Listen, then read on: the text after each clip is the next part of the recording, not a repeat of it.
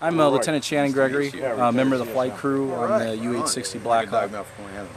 What this aircraft's used for is air assault, medevac, troop transport, and also natural disasters. We can put out forest fires, we can do other things with the helicopter. So it's a multi and very versatile aircraft. It's driven by two T700 1500 horsepower engines that drives the main rotor system, which is about 53 feet. So really the aircraft is very fast, very agile, and we have the ability to do just about anything with it. So we can carry a regular crew of about 4 people, and then actually troop level probably about 11. So 11 plus 14, we have 15 people we can fly in the helicopter. Here's about 360 gallons of fuel, and we have a range of about 210 miles at about 140 to 170 miles an hour. Inside we have various flight controls, and I'll grab some of my gear out of the front here. We have foot pedals down at the bottom, which control the yaw of the helicopter. That's the kind of the left-right movement. The cyclic, which controls the movement of the rotor disc. So that's the forward, aft, and lateral movement of the helicopter. And then we have this thing called the collective, which controls the pitch on all the blades. So that's the up-down factor. So if you pull up on it, the helicopter will go up. If you push down on it, the helicopter will go down. So that's kind of how that works. So you put all these things together in concert, and it is a pretty neat deal when you have it all together, and you really able to control the aircraft. So the hovering, it requires all those things all together. So whenever we pick up to a hover, that's really what we're doing. You're on all parts of the flight controls at all the same time. So very few times, unless you're in forward flight, can you ever really not have your hands on the flight controls. So those things that we monitor all the way through the flights. Moving back, as we come back here in the back, we have the gunner's seats. Gunners and crew chiefs. We have these folks in the back, and there are eyes in the back of the helicopter and the side of the helicopter. And they also provide the 762 machine gunner, which usually we have a huge bracket right here, and they can fire outside of the helicopter in combat situations. So this seat's on the left seat and the right seat that has that here, and they're all the way strapped in. So it's a pretty neat seat for them to be able to have eyes on the helicopter and any obstacles that are in the way. As we move back, we have the troop seats. Troop seats where we have 11 folks in the back, so 11 troops, so infantry troops or whatever it takes, they'll be back here in the back, and we'll end up taking them someplace on air assaults or air movements or just regular passengers too. So, and the engines are up top. Those T700 engines I was telling you about, 1500 horsepower engines, are inside here. Then we move back, and we have a ballistic fuel tank that's self-sealing, and it's in the back behind the. So right back here is a fuel tank for 360 gallons of fuel. Keep moving back.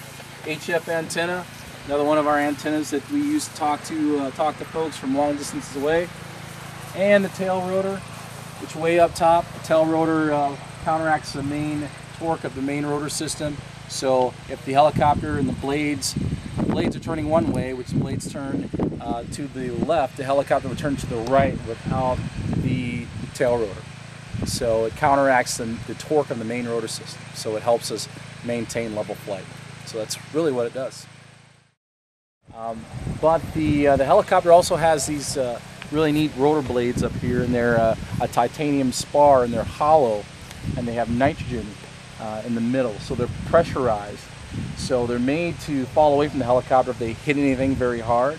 So these blades are different than other helicopters, Vietnam helicopters that came before it, because they're very light and they're fully articulated. That means that they can find their own best air on their own.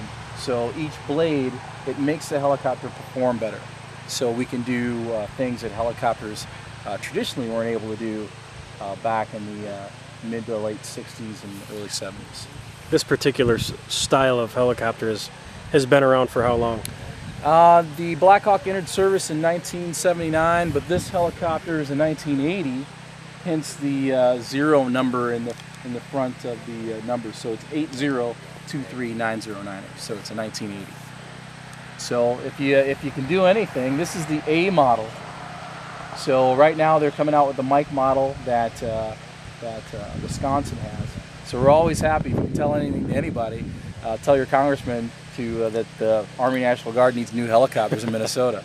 So A models are nice, Lima models are better, Mike models are really good. So if our sisters in Wisconsin have good helicopters, we want to have that same thing so we can go to war and win our country's battles.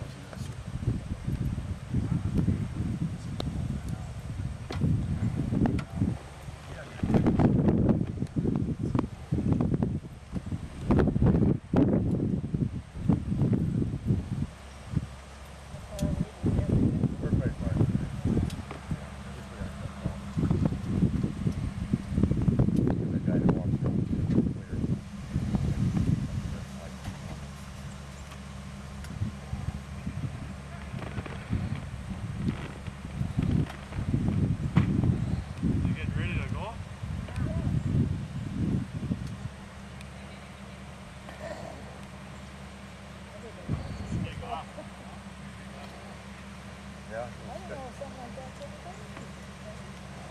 When they got the wall.